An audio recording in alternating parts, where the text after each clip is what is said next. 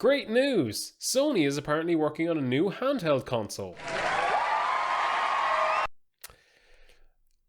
It's a remote streaming only device that needs an always-on Wi-Fi connection.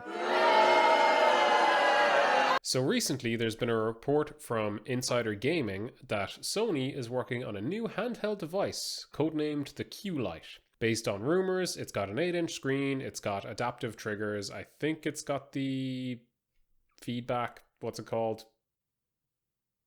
Haptic feedback. I can words good. And it's a device that's primarily focused on remote play. So doesn't really work unless you have a PS5 also. I think this is a pretty useless thing to have, because you know what else has a screen of roughly the same size that can also remote play? Your phone.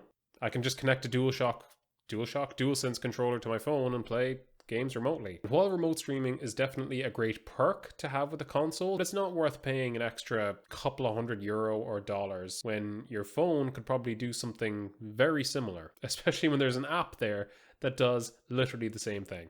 I think for the sake of remote play, it would benefit Sony a lot greater to focus on getting the software for already supported devices working more effectively, rather than releasing new hardware for it that is very much limited. It's just such a niche to have, a device only for remote playing your console. Speaking of things you should focus on, why don't you focus on that like and subscribe button? Because, you know, really helps me out. I'd love to see you back here, especially if you're enjoying the video, because, you know, that's how YouTube works, I guess. I'm kind of interested in... There's a fly on the wall. It's alright, we're safe. I got him. I find this whole thing kind of interesting because recently I decided to pick up the old PS Vita for myself.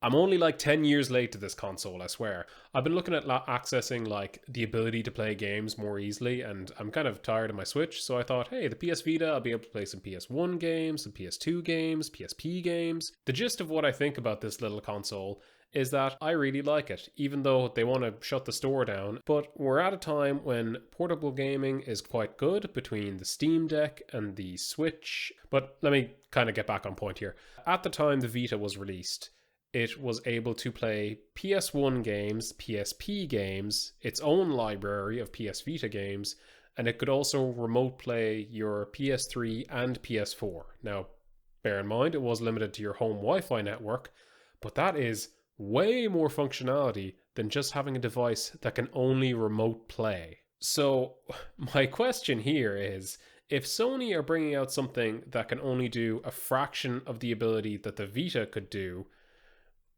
why would you buy it? I mean, it's just cutting out features pretty much. And I get that developing for something like a handheld system is difficult, especially when games are getting more graphically intense, they're getting more CPU intensive, everything is getting more intense. You're never going to get God of War 2018 running on a Vita. And I get why Sony wouldn't want to split their player base any further, because developing for a handheld is different for developing for a console, and obviously they have sold very well with PS5s. I don't think they'd want to really break up that player base too much. But if Sony are focusing on creating a handheld that can do something that your phone can already do, who is that for? Who is going to buy this handheld purely for remote streaming? I think it's such an odd decision. And apparently it's got more ability than, you know, your phone, because obviously if you're just using your phone, you have only the touch screen, so they can put in the haptic feedback and the triggers and all. And it's not something that would substitute for like a Switch or like a Steam Deck. I would imagine that if someone is going to focus on bringing their games library with them, they'd probably go with the Steam Deck sooner than they would this device, whatever it is. Even if it's only valued at like, I don't know, €150. Like, I imagine someone would put that money into a Steam Deck or a Switch. Like, to go back to my little PS Vita comparison here, and I guess to close out the video, even though Sony don't officially support the Vita anymore, and even though they're pretty much trying to shut down the store, I could still pick up physical games. If the Wi-Fi on this thing died and all the internet shut off, I could still try and find the physical games for the PS Vita to play, albeit the library is pretty small. But my question is, once the support for this new handheld dies, what happens then? Like, it's a device purely for remote streaming the PS5. What about when they move to the next generation of consoles? What happens to this technology? Does it remote play PS6, PS7, or does it just die after this generation?